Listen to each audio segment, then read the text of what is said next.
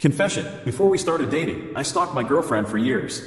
Me and my girlfriend, let's call her O, have been dating for the past year. She is beyond wonderful. Beautiful, kind, extremely caring, and a bit scary, especially when I neglect my own health. The sex is good and her family had taken a liking to me. But deep down, no matter how much I try to kill it, I can't seem to wipe out the feelings of guilt. My conscience keeps me up at night sometimes, telling me that I need to confess, that I don't deserve her.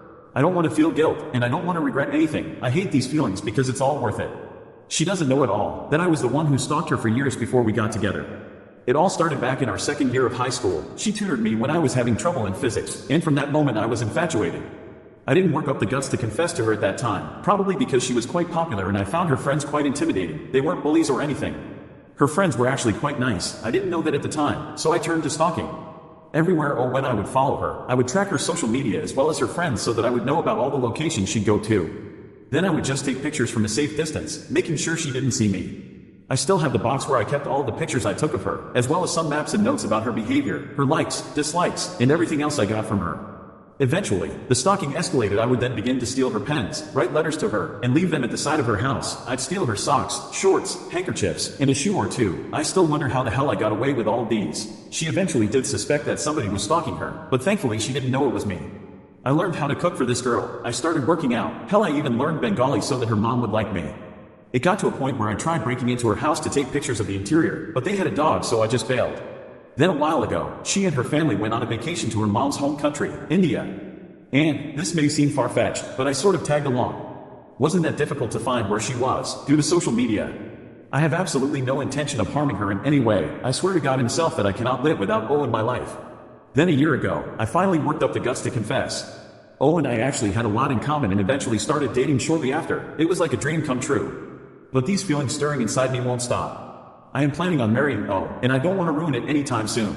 Weaponized incompetency from husband I, 33F, am at my wit's end with my husband, 35M. The level of weaponized incompetence throughout everyday life is astounding. He offered to get groceries before going to work, but like always insists I must make a list or he will not know what to get. I made a list of basic everyday groceries, and the first thing he does after coming home with the groceries is be angry with me that I didn't go with him and that he got everything he could find. Dear reader, the things on the list were things like spinach and tomatoes. He also does not help around the house, using the typical excuse that he doesn't know how to do it, or that I am nagging him because he's tired from work. We both work full-time, but I find myself having no free time because I can't stand how messy and dirty things get, whereas he is only willing to clean the only pan he uses for breakfast and only do his own laundry if he needs something. There's also no romance, as he doesn't take the initiative to do anything for me. About a year ago I said I was frustrated that he doesn't ever plan a date night for us, and he said that he will as long as I don't nag him. You can imagine that nothing has happened since, and he shows no signs of having even remembering that conversation. It's been getting worse the longer we've been married, and I am starting to think about leaving for good. I'm not sure what he adds to my life at this point, but I can list all the ways he takes away from it. I'm concerned I'm never going to afford a home. I'm 34 and I've been saving up for 12 years toward a house, as that's always been my goal. I can't find any decent homes in my area for less than about $270,300 anymore, and I only make about $56,000 a year including taxes, so I can't afford it. Insurance rates are very high here, at least $280 a month from what I'm hearing, and another $250 or so for taxes. I've run the numbers, and on my base take-home salary, I need to spend a maximum for $1,150 a month on all housing expenses to be within 33% of my take-home.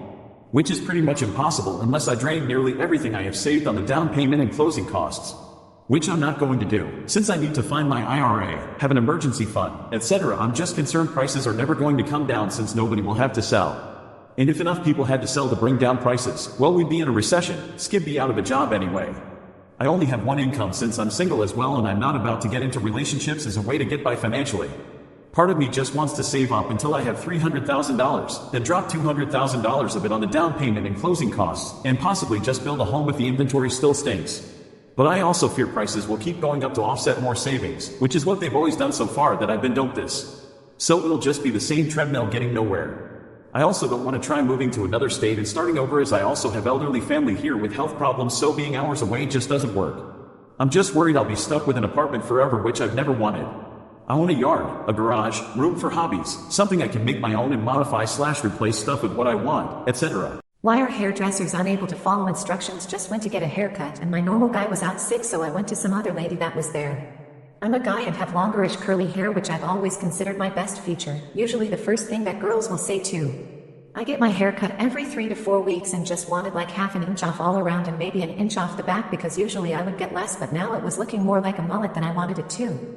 I even showed her reference photos of what I wanted, literally a picture of my own hair maybe 3 weeks earlier. First thing this girl does is take clippers and cut off all of my curls at the back, maybe 2 to 2.5 inches, and literally says, "Good, you don't have any of those curls now," at the back, genuinely in a tone that gave off that she thought that was good / what I wanted.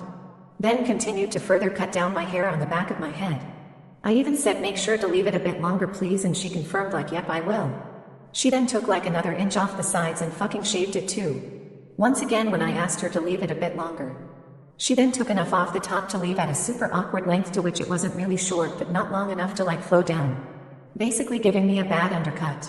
She literally did about the opposite of everything I said and gave me an undercut which looked nothing like the photo that I showed, which she asked to see multiple times throughout the cut. She genuinely just did whatever she wanted, maybe what she thought looked best, and now it's going to take maybe 3 to 4 months to get even close to the length / haircut that I had. Is the world coming to an end? There is a deep pain in my heart as I write about the current wars happening around the world. The images and stories we see often don't capture the full reality of the situation. It's easy to get lost in the headlines and statistics, but behind every conflict are real people, families torn apart, homes destroyed, and lives changed forever. Each person caught in the crossfire has a story. Wars leave scars that extend beyond physical wounds. The toll on mental health is profound. Soldiers, civilians, and entire communities face the trauma that lasts a lifetime or even for generations. If we look at it, historically wars have always happened, and the suffering we brought upon ourselves is huge. As the technological capabilities grew, our ability to destroy has increased exponentially. With the current capabilities we possess, with one stupid decision the world could end. I mean, for real, we could just wipe out the life on this entire planet. All of this is caused by us, human beings. I came across this beautiful quote by Sadhguru: "The most important thing today is to make human beings rise to a sense of inclusiveness beyond gender, race, religion, and nationhood."